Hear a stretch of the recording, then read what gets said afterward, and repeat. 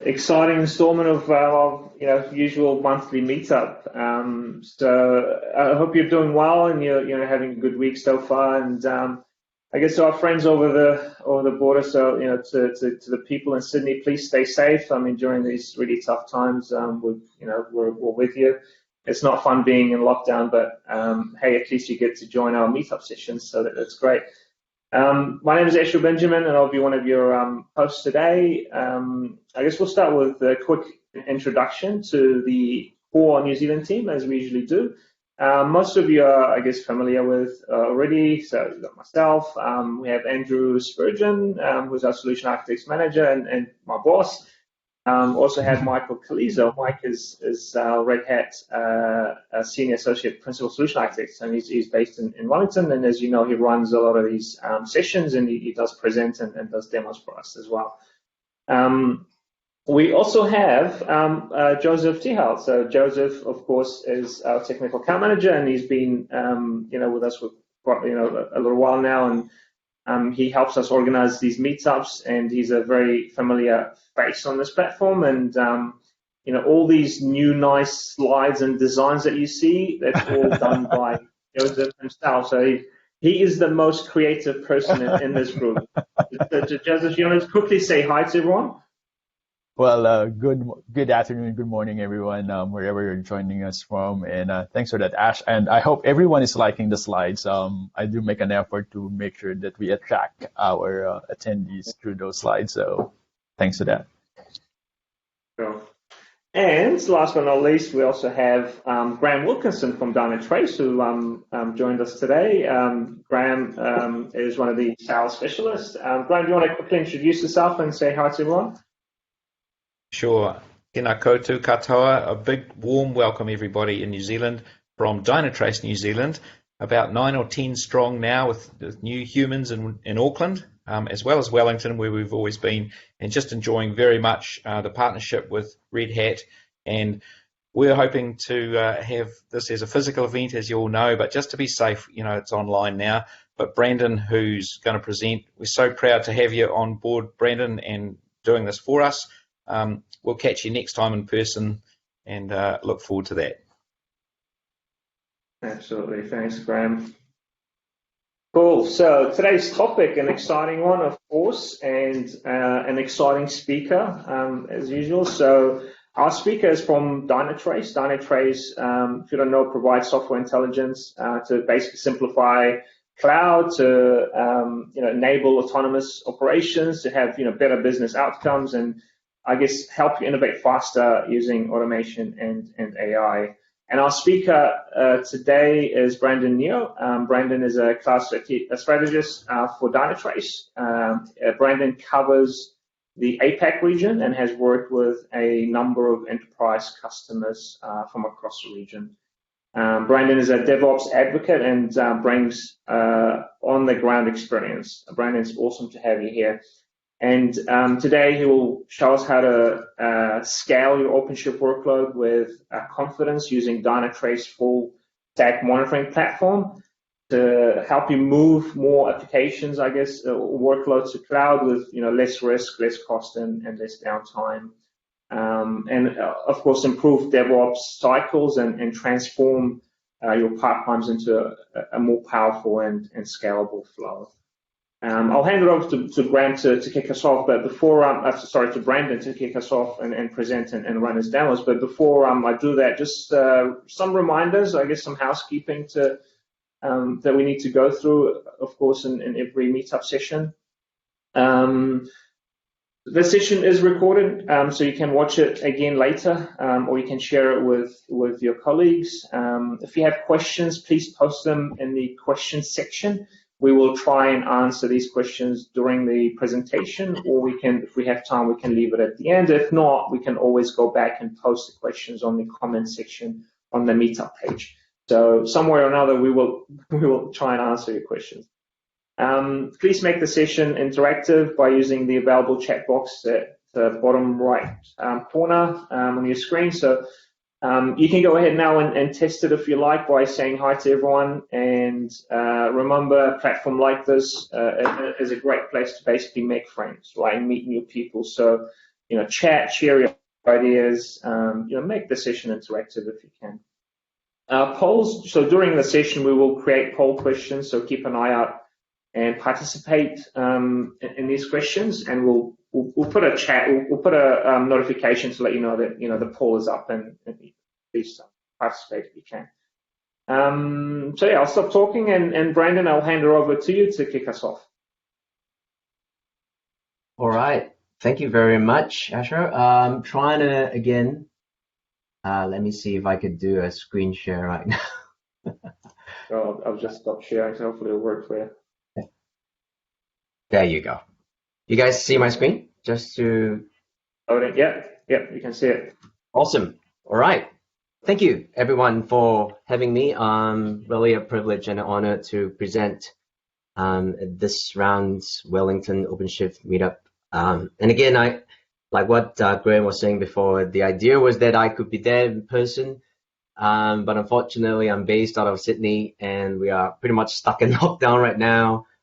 Situation's not very, looking very good, to be honest, but we're all keeping our heads up and really hoping for the best. So for whatever it's worth, I'm glad that this could be done to a wider pool now that's recorded and streaming and recorded for the wider audience. But happy to take this opportunity to run through some of the stuff that we have with the presentation today. So I'm just going to quickly jump into the slides and obviously also be doing a quick demo later on. But I think this is me stealing from one of the Red Hat slides, and I think it's probably those of you who are certainly with Red Hat or part of the users within Red Hat will probably find this pretty familiar. And again, it's in nature salesy, but again, it's something that's pretty realistic, where we see a lot of organizations doing this transformation, right? And the word digital transformation is no longer really just a buzzword, because of situation like COVID, of all things, that really throws a spanner into the works of how organizations and companies have to evolve. And what we've seen basically is through that, the dev teams pretty much have to have the mandate of evolving, and therefore, there is a more higher adoption rates of things like SREs, moving off from the traditional DevOps mentality, and taking more ownership of the code base, et cetera, et cetera. But even if you see from this slide, it's a very clear example of how CI/CD is being used in a more real world context. And at the end of the day, it's again if you think about revenue and things like that, it's really to accelerate innovation, accelerate the organizations to move faster, to compete better against the market in that sense, against their own competitors. Again, all these fast-moving monoliths just have to be, have to take on the ownership of evolving and move faster towards the cloud. And that's just one thing that we've seen. But again, obviously, what we realize is if you take, peel off the layers of the onion, that's a lot more beneath that the organizations would have to consider, more questions that they have to ask themselves. Like, for example, if you need to move faster to the cloud, what cloud vendors should you choose? If so, then what platform should you be using? Will you be using cloud services? Will you be using different kind of approaches to adapt towards the lifestyle or the life cycle required for the cloud? What kind of architecture do you need to transform your application on? Are you breaking down from monolith to microservices, or all these questions becomes a real reality, or I would say a real health check, if you like it, for organizations these days. And of course, if you even took one step back and look even deeper into the world of the devs, world of the guys that's really keeping the lights on, if you like it, what are the real processes that needs to be in check? How can we keep up to date with all the stuff that's evolving so quickly in this new world? How do we keep ourselves up to speed with having environments that has to be automated, I would say, to do all your pipeline tests and quality checks, and keeping all the assets in place? How do you make sure that all the various teams are communicating well with each other. For example, now that we're working remotely, that's a very real question, isn't it? How can one team communicate well with the other teams so that, there isn't a breakdown in terms of, real world situations where, for example, I'm editing a particular YAML file. What if the other guy is doing the same? What if there are code changes? What if there are, stuff that's really affecting one team might be pushing the code base from one stage to the next, and what if it's, impacting the other users downstream? So all these are real world questions that obviously would make things even more complicated, obviously, when we look into the cloud. And obviously Red Hat itself has tons and tons of great tools and solutions, obviously, to address to some of these things. And I think, I'm preaching to the choir as it stands. For those of you who are probably part of this meetup, you're probably aware of all these things already, right? But then you're probably thinking, who is this guy that's talking to me right now? All these things I already know. So where am I coming from is really a place, a more real world place, if you like it. And I'm going to bring to you some of the sharings, if you like, or the learnings of how what that an organization or a tool like platform, I would say, or more a tool, a platform like Dynatrace could really change the way users might be using OpenShift, but more importantly, even to the wider approach of other tools that you might be using in Red Hat. Again, something that like this is pretty much what I've shared quite a fair bit. So, as you move into the cloud, as you move into all these real world contexts, all the teams are required to really evolve and go along with, having faster innovation, cutting down on, pushing your code base and doing all the required, but then doing the required with lesser amount of time. And at the end of the day, really,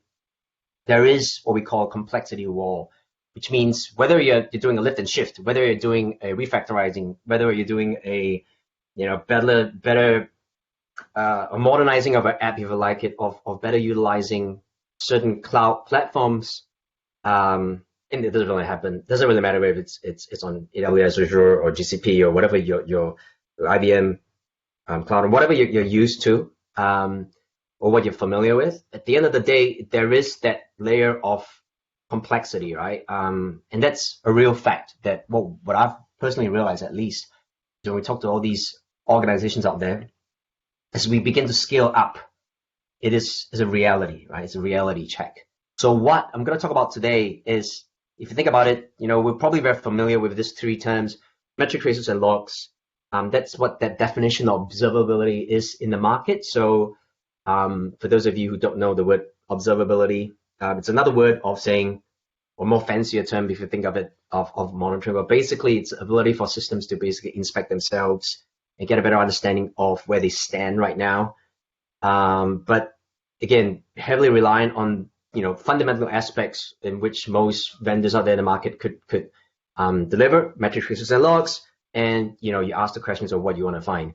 But again, that's what we call the standard way of seeing things, and I guess a lot of the guys are doing it pretty well. But what we call the advanced approach, or the more autonomous approach, is to not just rely on those three aspects in which you can explore your own environment, which is great, but what about talking about and handling things that are unknowns? If you don't know what to ask, sometimes it really becomes of an issue, where if you don't know what to ask, how do you find the right question to ask, right? Or if you don't know what you're seeking for, how do you find the right questions to find what you're looking for? So that's where you need additional insights coming in from other sources. So that will be what we call Davis AI, which is basically an AI engine that allows us to instead of solving things on your own, it pretty much delivers the insights to you, and delivers the outcomes of what the root cause analysis we call it, and finds the problem and the context in which is an important word, the context in which these entities are related to each other, but not just relying on those three pillars as well, the three fundamental pillars, but also other areas like topology, meaning, how are these entities talking to each other, the behavior side of things, how user behavior becomes really important, because at the end of the day, applications is an application, but how do we know the user's experience on top of that? and how would that fare with comparing itself against an impact, right? When something really go down or get impacted, how do we actually identify the user? That's another aspect. Obviously, you need to know exactly what the code is. It relates itself to traces, but real code analysis really gives us the ability, insights to really dive deeper into the code base. And obviously, things like metadata. So populating that with other information that obviously when it looks into the cloud, there are fundamental aspects that we want to very quickly identify. So you're using Azure, you're using GCP, what cloud service are you using? How these cloud services, again, relate to each other, so on and so on. But a lot of these data are out there. You could, you through API, extrapolate all these things. And at the end of the day, Dynatrace as an API platform allows us to really get this information in fairly quickly and fairly easily. And that, again, is the magic of having a solution like this. But let me just, take one step deeper. So Dynatrace effectively will rely on something on what we call the one agent, right? So what the one agent effectively is a very simplistic manner in which we can roll the agent out. And automation, again, is the keyword of the day, like I said earlier again. But really, fundamentally, automation will be the key approach in which we allow us to deliver the value quickly to our end customers, right? So if you think about what we call having the term mean time to observability, you see on the right-hand side, there are something called mean time to instrumentation, mean time to observability, something that's similar. But again, our approach is really to automate this process in which the agents could be quickly rolled across the various nodes, and had the ability or opportunity basically to do some of that in that demo, which I'm going to show you in a fair bit, and then you're going to see that a little bit as well. But again, Dynatrace works across not just Red Hat, you will know, but in the demo you'll see, but also in a generic Kubernetes approach. And again, it doesn't really matter which cloud vendor you're out there or which tool that you might be out there using. The goal behind that is for us to very quickly get that level of insight, but also, again, like I showed you earlier, have the depth of collecting all these various pillars automatically. So not just having your metric traces and logs, but also adding the other pillars. And on top of that, having a very easy way for you to extend that forward so that we can build a model we call Smartscape. And this model is actually being built in real time. That allows us to actually understand the mapping of the various entities, right? Depending on which tier, looking at which layer of insight you're looking at, and a real-time discovery of all these in real time. And again, this really, it's the big shift in which I believe is, a very fundamental aspect, again, for organizations that are moving towards the cloud.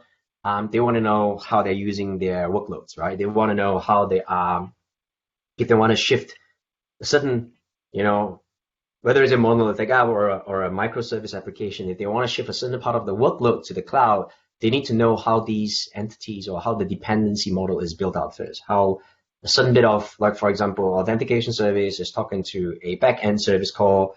They need to know exactly which it is, which servers are they relying on, which processes are using on, and, are they containerized, are they not? As you running on what platform is you using on a particular OpenShift cluster, or is it which node, so on and so on. There's all these nitty-gritty details, right? And obviously, that's the explorability side of things, and Dynatrace will provide that. But the other aspect in which is also to provide the answer, right? Very quickly to provide the answer, and that drills down into what we call the Davis capability again, which means its ability for us to quickly identify problems. So in this deployment, on this screenshot, I would say, you would see business getting impacted, for example, from a particular problem that what we call is just an impacted issue where we had a front-end application that was user degradation from the user side of things. But what's cool about this is that it actually looks Davis, the AI engine that we have baked into Dynatrace. And by the way, just to quickly call out the fact that this is not a, Dynatrace has when we first started as a solution set, this has already been part of the linchpin, is part of the approach that we decided to take. The AI approach the AIOps approach is not something that's baked on and as an afterthought. but rather it's really integral to the way the engine works, right? To the way the solution or the platform works. And in this particular scenario, we looked at, analyzing almost 3 billion dependencies, something like that. And that obviously looks into everything that I've spoken about from that various pillars. And the cool thing about this is, in a real world context, I don't care how big your DevOps team is or your SRE team is, and it's just not possible to do this in real time. It's not possible when you need to keep the lights on, where you obviously have to make sure that all the teams are doing what they need to do. On top of their daily work, they obviously have to, firefight and things like that. So you need something that's more automated in nature that allows you to find faults faster. And the context behind this is also, again, the key word about context is that in this scenario, this particular problem is made out of multiple alerts, in which we found that, there was an impact on the real user, like I said earlier, but we saw like 276 users that were impacted with a degradation of, 4.3 million service calls, right? And the cool bit about this is we analyze all those, huge amount of dependencies, and those are various alerts as well that's coming through, and each of them are made out of context, or where the context is being understood within the platform. But we found exactly where the root cause is. When check destination is the root cause, and you can easily drill down to find out more exactly why that happened. And I'll show you this particular problem in a bit within the demo further later on. But yeah, you can actually expand out to get more context. So I won't spend too much time on this, but like actually I'll take a step back again. If you saw some of these things, so what, right? So you have a root cause, so you identify the root cause, and then what? The next question will then to know is, how could we self-heal this? How could we trigger things like healing and auto remediation and those kind of use cases? And that's where, understanding that comes important. And, we have the API as a platform that allows us to integrate with other partners out there, or other tech alliance partners that we have. But one of them obviously is Red Hat, and obviously Ansible is something that comes to mind, right? So you could actually use something like in this scenario to turn off a playbook, for example, in this scenario, to remediate some of these issues that might be coming from Ansible. You can see a rollback restoring that scenario. It obviously is managed through ITSM tool like ServiceNow.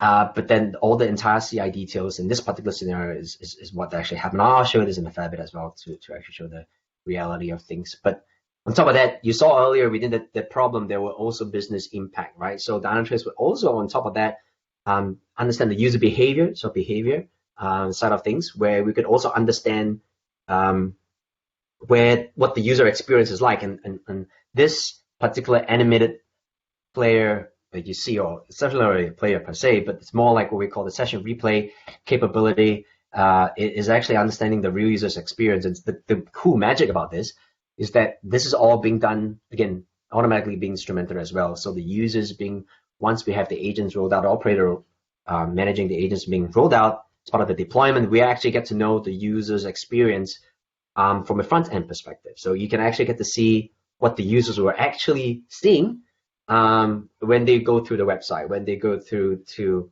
do transactions through your application.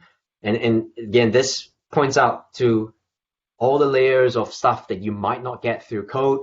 But again, understanding from that, it also allows us to see the sessions the clicks that they made in a session, and correlate all the way down to the back-end calls and down to the code. So it's really cool. And all these is pretty much automatic. And again, I couldn't emphasize on how much of a difference this has been making to some of the real world customers that we have today. So again, calling out some of the various aspects of the key fundamental approach. So we have one agent, the pure path, Smartscape, Davis, and obviously allowing hyperscale. Again, this is the key aspect again of Dynatrace, where this product is really not, this solution set is really not just catered for small, SMBs in that sense, but also targeted for the largest of organizations, because we understand that in the real world context, especially when it comes to the complexity, the complexity just grows enormously when it comes to large organizations, right?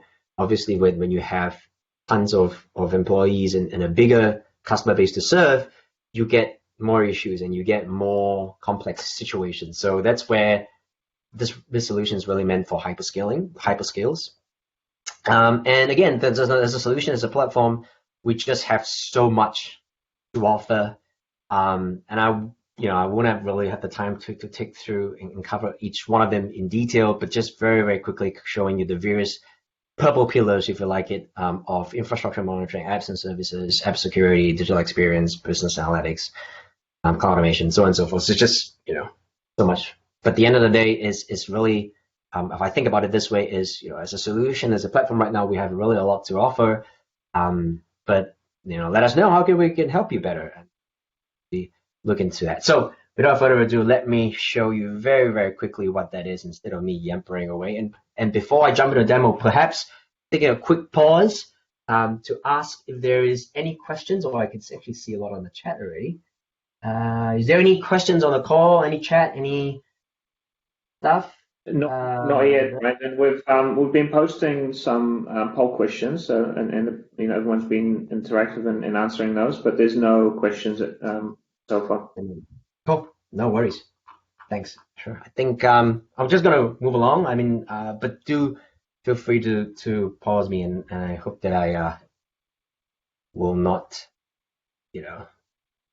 get to have a chance to actually get it to have a few questions to ask. Anyway, so what I have over here is basically a Red Hat OpenShift dedicated cluster. And again, you don't need to run this Dynatrace on dedicated per se. You could have it on OCP, you could have it OKD. There are just so many flavors of Dynatrace, of OpenShift that we support. And obviously each various flavors have various ways of deploying it. But again, the agent it works in such a way that, it's really different strokes for different folks, where regardless of what you're using, there must and there will be a way of instrumenting it. But obviously for the purposes of the session, I'm just going to run through what it will look like for a dedicated cluster. So I actually spun this out from cloud.redhat.com. So calling out, a shout out to the Red Hat guys who actually did that. That was pretty amazing. The ease of use right now in terms of choosing what your OpenShift cluster is, but because I've been working with OpenShift quite a bit, and it's really make things very, very easy for us to solve. But anyway, from this perspective, you have over here, and I think regardless of what you use, most of the time you would have an access to, or most of all the time I would say, you would have access to the operator hub. And again, it makes things really easy, not just for us per se, but for all community partners out there or organizations out there. They might be leveraging off on the framework, the operator framework. And I think from our perspective, we really benefited a lot on this, because I work with customers, large telcos in New South Wales, for example, that actually were using this on the fly and we're running it in prod and disabling and removing agents and then pushing it back just like that, and updating the marketplace, and so that we can get some of these things up very, very quickly. And it's pretty cool. But we can actually do it on the fly, and props to all the big engineering work, and also calling out the fact that Dynatrace work very, very closely with the Red Hat engineering team. So for example, I'm like 5 years plus now in the organization, but earlier, a couple of years ago, where operator framework was first announced, I think in the same summit, the Red Hat summit, I think in the US. We actually announced our support for it. So Dynatrace actually announced the support for the framework on the very day it was released. It really shows to point out how closely we're innovating together. Anyway, but that's just one side of things. So obviously, once you go to the hub, you have a cluster running. How do you want to deploy the agent? The easiest way to get the level of observability, obviously, there are other things that you can choose from. But over here, but if I look for Dynatrace in essence, yeah, you're going to find a few of them in that sense. We're moving, again, because of how quickly, the various kinds of framework there is through the operator framework. We used to have something called the Dynatrace One Agent Operator, and that still works, don't get me wrong, but we're using for the purposes of the session the Dynatrace Operator. So that actually is much smoother, right, in terms of doing these things. Oh, by the way, so very quickly calling out the fact that, if you guys are watching this post recording, or you're not, you're watching this live, and you want to follow along. I mean, it's hard to do it because I can't create an instance for you right now, but if you want to, we actually do have some of these things baked into my lab. So I actually created a lab at the end of the day where you can actually do this after, right? And I've done up all the steps in which you can set up the thing and showcase what I'm going to showcase in a fair bit. So rest assured, if you want to do this on your own, you can. So I want to make it really easy for everyone to really get the value of doing this instead of me just saying it, but really doing it, right? Okay, so you have the cluster deployed. Yeah. So just a quick question. I thought I'll ask you now while it's hot now, while you're talking about this as well. So a question from Richard. He's asking, what's the typical overhead of running Dynatrace and OpenShift? Very good question. So we are really not seeing a lot of overhead. Generally, I would say a rule of thumb. It's hard for me to give an exact number because, again, it really depends on the size of the cluster, depends on how much workload you have in there, kinds of technologies that you need instrumented. But our rule of thumb is probably about 1 to 3% overhead. Rule of thumb. It really, it's hard to therefore, believe me in that sense. You'll be like, that's very little. But don't take my word for it. Just try it yourself and get to see the magic. Any other questions though? But thanks for that. That's it, Brendan. Do we have some sort of reference architecture or best recommended minimum requirements available that people can look at? You mean in terms of the requirements of like the resource that's required within a container, or yeah, what do you mean? Yeah, I think that's what Richard was kind of referring to. I'm assuming, yeah. Yeah, I mean it's all documented online. I can show you in a fair bit, but even if you go to deviating a little bit, but I think it's okay. So if you go to help.dynatrace.com, and then you direct to the support page, you can look easily for OpenShift. Actually, there is even an OpenShift icon there somewhere, but I'm just not going to find it for now. And you can jump into there. We'll have a few links in which we'll run through for the resource that's required. The workloads. I don't have the exact number. I don't think it's that there's a hard number. I mean, there probably is a hard number, but I really don't know what the hard number is. But it's really not. Yeah, that. Cool. No, thanks for that. We'll probably post that link on the page later on. Yeah. That's great. Thank you. No worries. Okay. So anyway, whilst I'm on here, let me just very quickly run through the approach. So I've got an operator set up already, and you can see that's basically what that is. Once you have that done, the next couple of things is to create a Dynacube. We call Dynacube. It's a schema, basically like a structure holding the YAML. And that allows us to do a couple of things. So, but obviously, like any other tool out there in the market, to do that properly, you probably would need a CRD, the resource definition. You probably need secrets to be added. So I've done that as well. I've added secrets via the UI. It's pretty easy now to do it via the UI. And that pretty much is it. So with that done, you just click on this. And again, all of these are all nicely documented over here. And won't spend too much time in there. But the real magic, again, in the interest of time, the real magic is really to show you what's actually delivered out of that. So this is my cluster, or I would say the Dynatrace side of things that's actually monitoring that dedicated cluster over here. And the value, think about it from a SRE team perspective, from a ops team's perspective, you probably need to understand the health of all the workloads of the cluster, and it's really made very easy. There are dashboards, what we call preset dashboards, that comes off pretty much automatically. And I actually only spin off this cluster last night or something like that. So if I go last 24 hours, you're going to see like a chunk. that's how much. That's when I only got it going, right? So, but that's it. That's the amount of information that you could actually gather, right? So this is just a nice fancy dashboard. But what that effectively means is all the workloads that are coming to the cluster is all being instrumented through Dynatrace automatically. If you have out-of-memory containers, if you have memory utilization, hungry containers, ports per namespace, whatever you want, pretty much the code level stuff, it's all being instrumented. And this is again just one out of a few dashboards that we have within the environment. So again, you can see they're all preset. So once you have your Dynatrace instance, for example, spun up, and obviously you can do it quite easily within a trial link. So go to dynatrace.com/trial. You can pretty much spin up a new trial. I can show you in a fair bit later. But then once you have that going, you probably just have your generic, RUM and user monitoring and your synthetic monitoring preset dashboards. But once you have a cluster, or OpenShift cluster or Kubernetes cluster instrumented, all these dashboards comes in, the preset ones, and you're going to see other new stuff, right? So like it just show you workloads. But also if I were to show you, let's say, the cluster overview, did I show you which one did I show you? I can't remember which one. Yeah. So you could basically get something like this as well. That's your workloads overview.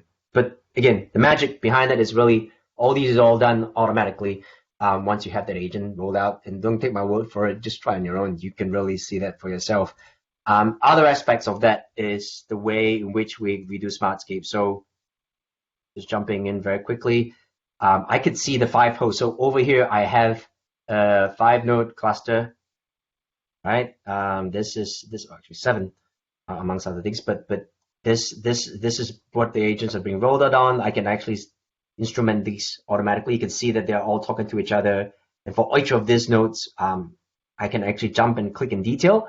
And what we call this is Smartscape, where that's on the right hand side, the if you like it, the horizontal dependency mapping, and on the left hand side, a vertical one. So I can actually know, which host is coming in. That's the particular host, the domain name. I can drill down more in detail. It's in the AWS.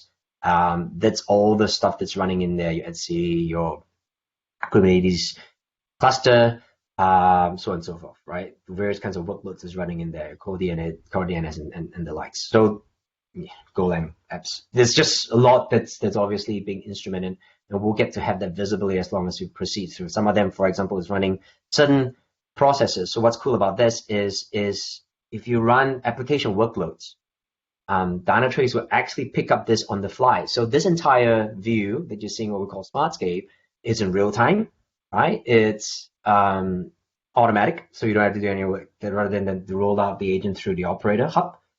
And you really get to see the value in which we're instrumenting all these various requests. So I've got a sample app running where it's getting like configuration service, journey service. And pretty much this is all done automatically. Now, I haven't got an application tier here. You might be wondering why. It's only because I haven't got a load gen, or I haven't got a chance to actually hit the front end on it. But other than that, literally once you have it, we'll then detect that to the front end app. And we'll get to see the real users accessing through that and the like. So this provides the full visibility. And again, the magic behind this is, it's again, obviously you might think this is a stage demo. It took a long time to get this done. I really didn't. Right, I did it last night before going to sleep, and I woke up this morning, and this is all I had. And it's and the rolling out the agent did not take me more than 10, 15 minutes. And obviously, I can show you that.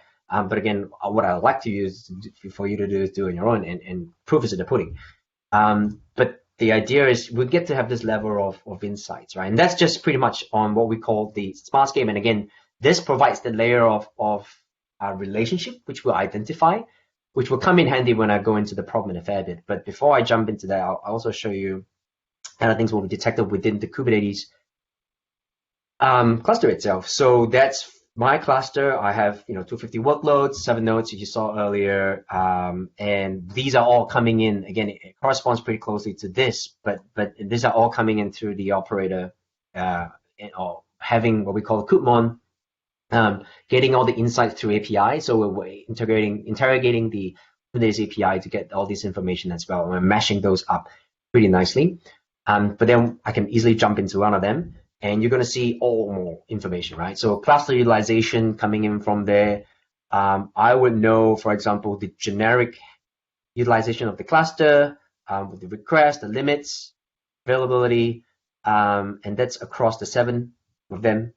If I want more, I can analyze those nodes and get every single one in detail. You can see I'm going to apply a filter for me to know which particular label do I have to allow you to flag out a particular cluster. Or I can get to know, the utilization of those clusters, the number of cluster nodes and the utilization of each of them. So there's a whole bunch of things. So for every one of them, obviously, you can drill down more. You can see CPU stats and I can even drill down to the context which I'll show you. So that's all the cluster stats. You can see quite fairly clear for yourself, but I can also drill down into one of them, in which I can also see other things like, the operator being run out. So this is what we call the host view, where all the metadata labels, as I said, as part of the 7 pillars, these are all being automatically, detected within Dynatrace. So I can know, for example, I'm running as a dedicated cluster, but then I can know what you guys are actually running behind the scenes, where you're running it, are you using cryo, what version, whole bunch of things. Kubernetes node labels, IP address, private host IP, utilization of all the cluster health. And all the cool bit about this is you can see the various processes running within those cluster nodes, but also the containerization of some of them, right? So some of them are workloads. Some of them, like a whole bunch of them are running Go, just a long list, but also you have stuff in etcd, you have Python, you have core DNS, and the containers that are running in them. Some of them need restarts, only for us to get the full visibility. I didn't do it, but you can also get more details from that. And that's just one host, obviously, that will work across all 7 of them. Excuse me. That you can see over here. But let me quickly jump back into here again. At the same time, we can see the workloads. Actually, before I go workload, let me also show you what we call the event. So this event it's pretty cool, where it allows us to get all the insights, if you think of it, from whether an API or from logs into Dynatrace. So for example, if I know we spin off various kinds of container, for example, I wrote some cluster of that app that I have, we're running card service, and obviously there was some big backup restarting because of the connectivity issue between grabbing that and obviously surfacing that on exposing that on the front end. So I think there were certain card service that failed container running up this morning. It's 7 minutes ago. But then liveness probe, health checks, something not working. So all these details, all the various kinds of events could come in. If there were things like you're out of memory, for example, pod, you can get the stats as well. And obviously all these could be utilized. And again, all these huge amount of data, it's all going to be utilized by the AI engine. And that's really the magic behind the scenes, like I said before, right? Understanding all these and correlating them and getting the value of a particular problem, if and when they happen, is really the goal. So you can get all of that, and you can get to see all these bunch of stuff. So if, for example, if there's unhealthy pods or back off containers that fail, which one they are, and the likes. So I won't drill into more of this. At the same time, you also know, a generic view of, I spoke about this in detail, but also the clusterization, the generic view of the cluster workloads, broken down to the various kinds of the rollout, the deployments, using deployment daemon sets, static pods, replica sets, basically various kinds of pods that being deployed. Out of the ones that you have running, how much are actually the actual ones that should be desired versus the ones that's running. So it could be because of extra ones being spun off, could be because of stuff you saw earlier being back off and stuff like that, right? But that's just also broken down to what those numbers are. And what's cool about this is you can also identify not just the namespaces and the workloads, but also not just the pods, but also the individual workloads, and generically show them what we call the Kubernetes workload screen. So this allows us to know, for example, those workloads that are going in, what are the, pertaining to those workloads, what are the transactions or the services that's running, right? You saw various kinds of services, and what are the namespaces, for example, that corresponds to those services. So I can know the various kinds of workloads that are running and how they're all basically integral, how they are talking to each other, how integral they are to each other. So very cool, where I can easily use this and also use the filter bar to filter further into all the insights. So again, it's a more, like I said earlier, the explorability side of things, of looking into your OpenShift cluster. I've got 10 minutes left. I need to hurry up. And really to get the level of insight. So I'm just going to jump into very quickly, just what we call, that's Easy Travel, which is a sample app that we have running. But what's cool about this, we can get to see the workloads that are running in there and how that would to be corresponding to that, the Easy Travel workload that we have, the namespace that we have in there, what are the workloads that are running, and the specific service or the workloads that correspond to the namespace with the specific service that are corresponding in there. The running pods for these. And really get to that very granular approach where we get to know, and I didn't set up the resource quotas, but if you want to even get the resource quotas in, we can, and to know if something's breaching the request, right? We had the question earlier about what the agent is as part of the request memory utilization quota, but we can have all these deep level information all coming in Dynatrace. And for all these services, I can know, for example, if I want to look into the back end, what are these 4 services? These 4 services could be coming in this scenario all from Tomcat, which is pretty straightforward, but then it doesn't really matter. It could be coming in from any kinds of technologies types. And remember the early years, I'm just going to show you what I actually have running in all sorts of stuff. I have gRPC, I have Tomcat, I have Go, Node.js, and the cool magic behind it is, bear in mind, all I did was just to pull off or roll out to deploy through the operator the one agent, and we automatically discover all the various types of technologies that you might be using. And a lot of that, obviously, in other competitors' point of view, you might have to know what you're using before you roll it off. And again, it helps to bring about the conversation of having that advanced observability, and really show you that level of insight. This is just very quickly, in terms of time, showing you very quickly that problem that I have in part of this PowerPoint slide. But the very similar thing where you have 293 users impacted. This is a particular problem, and I've already explained this earlier. But what we missed out earlier was something called the visual resolution path. So in every problem that I had, and I said, this problem is made out of multiple alerts. What's cool about this is this view that we have, the visual resolution path, is automatically built out in real time based off the topology diagram that we have in Smartscape. So in context to one problem where there are multiple alerts, we can go back in time and see how the problem actually happened. So all the individual alerts are seen on the right hand side. Every single one is an alert. I'm going to pause this right here so that you can actually jump back and see what the entities are and how they would impact each other. And it's really cool when I first saw this. And the magic behind that is this, to take this level of insight, sometimes it's take days just to get this, combing through logs, combing through whatever you want from metric traces and logs and 3 pillars. And you want to do it manually through the complex environments, it gets really, really hard. Dynatrace does this pretty much automatically. And you might not believe it because you might think this is pretty possible, but that really is how this thing would work. We'll map this out in real time. We'll map it out based on the problem. And obviously, when something were to resolve in this particular context, could be done through Ansible in this scenario. I think it is what it is. We would then say it's because of that, and we'll have all the various kinds of comments coming in to point out to the fact that it's because of a rollout. And you can actually see over here, this service now has been integrated. Ansible Tower over here is part of the remediation, and it allows us to fix the problem. But really is the problem is check destination as a custom service. Check destination was an app that the devs wrote, and that pretty much had an issue once they pushed it to prod. And ServiceNow was the ITSM tool of choice, so they used it in just the tickets and the alerts. But then that's the CI that they would integrate. If you jump into that, you'll find that actually that some of these insights also will pass back from the ServiceNow into Dynatrace, where we found the project, we found the approver, but then that basically had a bad code, right, as part of that build.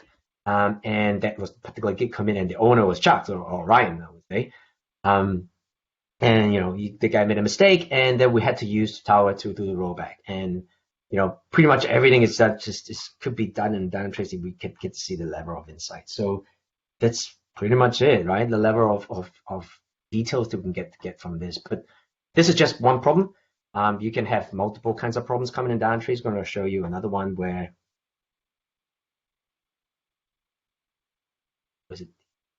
you could be something like CPU saturation on OpenStack, for example. You could be a particular failure happening on Envoy, sidecar Envoy failing, and it's because in fact that the Hipster Shop, another staging app that I have, an application called Hipster Shop, and impacted the staging. side of things. And again, this could be used in various stages of your application lifecycle, right? It could be monitoring in various stages so that we can ultimately use some of these metrics to what we call create intelligent quality gate like an approach for us to decide whether should we pass or fail a build, should we use those insights to pass those information to the devs and things like that. So there's a lot of various kinds of use cases at the end of the day that we could communicate downstream. You saw earlier as part of the slides where we talk about cross-team collaboration as well. This tool pretty much allows that. So I understand that I'm pretty much using most of my time now. So 5 minutes left. I just want to also quickly do a Q&A. But before I jump into that, calling out again, if you want to follow along, feel free to get into this. So I have that over here as part of my Learning Labs setup. So you can jump into that. Try this for yourself. Don't get my word for it. But for my particular scenario, I'm using dedicated. We had dedicated. We don't have to use that. You can use any other version of that as well. So any other questions, comments before I'm just looking to. Hey. Thanks for that, Brandon. Awesome demo. I like SmartScape. I think it's that real-time visibility. I think that's pretty cool. It's probably the animation that's kind of attractive to me. I thought it was really nice. But there's a question from Tommy. He's asking, can the agent be installed only on worker nodes and not on masters? For example, in a managed service environment, or would this significantly impact the usefulness? That's a very good question. I think if you look into my example, we have 7 nodes over here. I wouldn't be surprised if 2 of those were the master, which I haven't actually rolled it off. So it actually was only installed. Oh, actually, there was these were the 2 master nodes, right? I only have the agents, or 3, but I only had the agents installed mostly on the worker. So you don't really need it on the master. The worker nodes should do fine. And then even on the operator itself, you can actually have various flavors of going only infra level if you want, but if you want the full stack code level visibility, you can have that as an approach. The operator does provide that configuration for you to toggle. But yeah, you could definitely do that. Awesome. That was the last question. So we will, just to remind everyone, I guess we will post the recording when it's available on the Meetup page, so you can go back and watch it again. I think just almost at the top of the hour, but Graham, I'll give you a couple of minutes if you want to say something to kind of close off this webinar or this session. Oh, that's really kind. Nothing to say other than thanking Brandon for running it for us, and also just stressing the consistency that's going on here across the whole region. Brandon's too modest to say, but he's a subject matter expert for Dynatrace, and he's me responsible for Asia Pac. So I'll call him out as a true leader in our organisation in the region. So definitely reach back to him for local issues in New Zealand. I'm your guy. And backed up by a staff now of 9 or 10 in New Zealand, and we're really proud to have humans in Auckland, new humans in Auckland, but we operate across the country. If you need to see us in partnership with Red Hat, if you need us in the room, we'll be in the room. Just let us know. Sweet. Awesome. Thanks, Graham. And yeah, just to what Graham said, Brandon, appreciate your time. And we know it takes a lot of effort and time to put something together, especially when you're doing a demo as well. So thank you so much. Oh, good. Yeah, no worries. Thanks, Ashura. Just happy to help. And then, like I said, just probably a last line, a last word. Really feel free to reach out to Graham. I mean, we have tons of real world opportunities helping customers to roll out Observability. So yeah, let us know if you need some help. And for those guys who want to collaborate better, let us know. If you want to, this is open source as well. So if you want to put in labs in there, let me know. So there are tons of ways of collaborating, right? So yeah. Yeah, just speaking of collaboration, Ash, we would like to invite our audience, if you would like to present as well, any topic, any cool things that you're doing. We're happy to share the virtual stage with you guys. So we'll be more than happy to have you, and just flick us a message. Cool. Awesome. All right, team. Enjoy the rest of your day. Take care. Thanks, guys. Thanks, everyone. Thanks for joining. Thanks, Brandon. Thanks, Graham. Thanks, Ash.